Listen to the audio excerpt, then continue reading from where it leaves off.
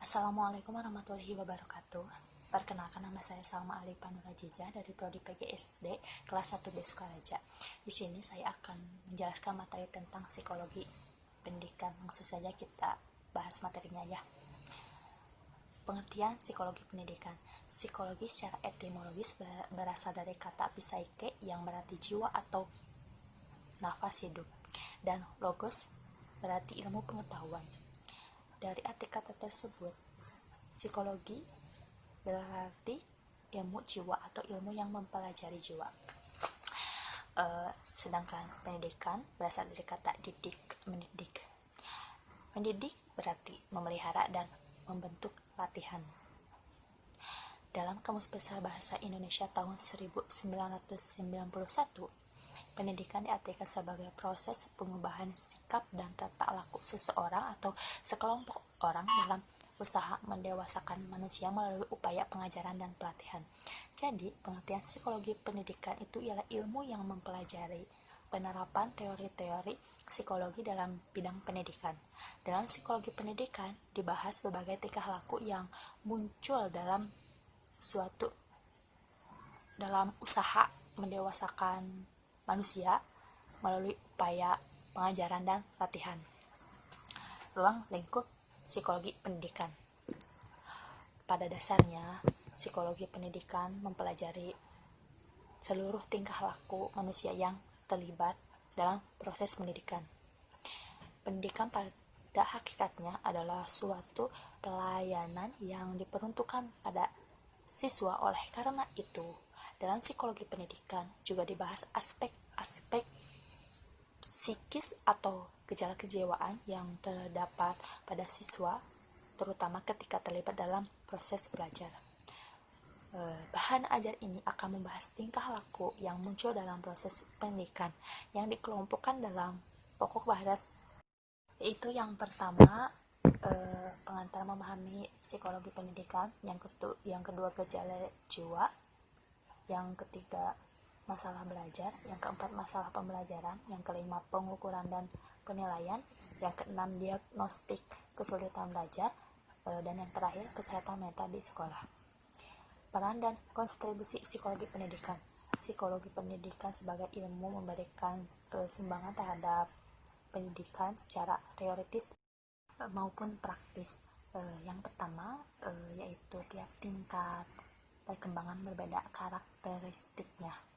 Setiap tingkat perkembangan memiliki karakteristik sendiri yang berbeda satu sama lain. Jadi setiap manusia itu mempunyai sikap, perilaku, dan sifat yang berbeda-beda ya, tidak sama.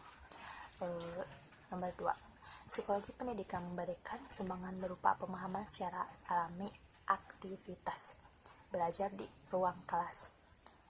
Psikologi pendidikan memberikan bekal kepada guru mengenai proses pembelajaran secara umum di ruang kelas dan mengembangkan teori yang lebih luas lagi di ruang kelas.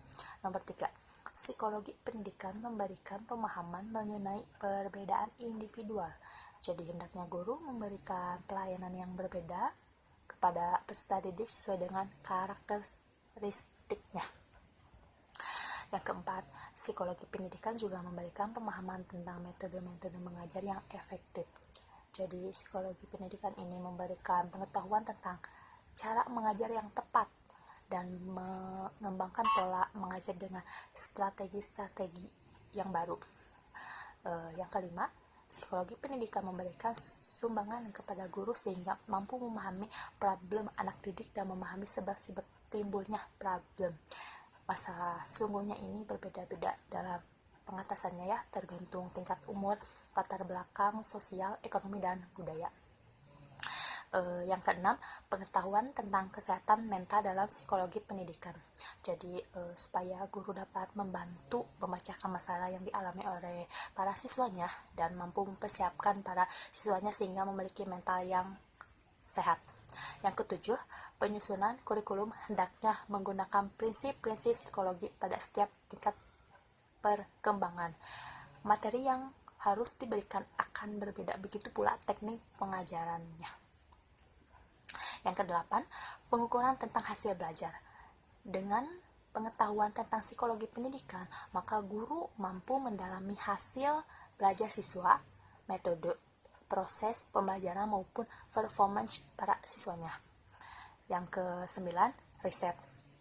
Guru dapat mengontrol secara langsung dan meramalkan tingkah laku para siswanya berdasarkan hasil riset tersebut.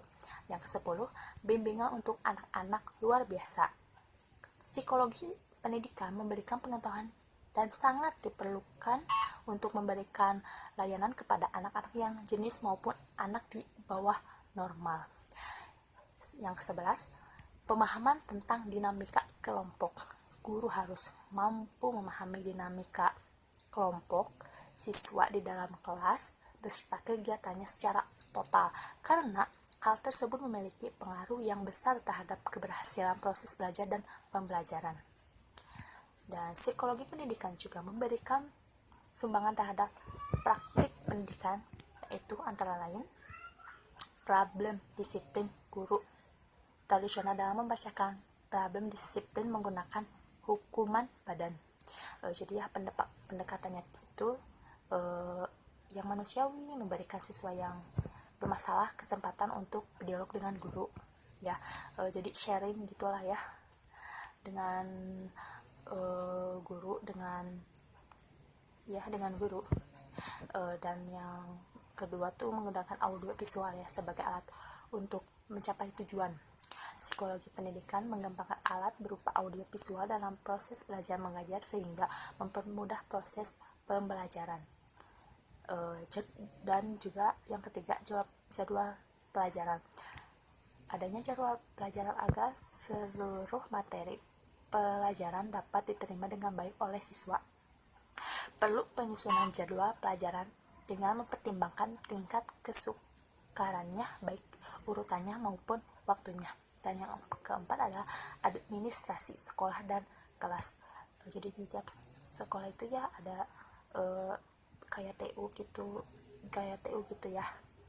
Jadi petugas administrasi dan guru harus bekerja sama dengan baik sehingga masalah-masalah administrasi dapat diatasi dengan penuh keterbukaan.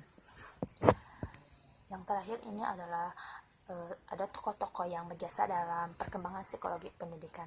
Yang pertama adalah Demokritus.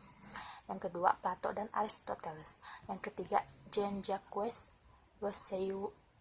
Yang keempat J.P. Pestalozzi, dan yang kelima adalah Frederick Froebel. Sekian dari penjelasan saya tentang materi psikologi pendidikan. Maaf apabila ada kesalahan. Wassalamualaikum warahmatullahi wabarakatuh.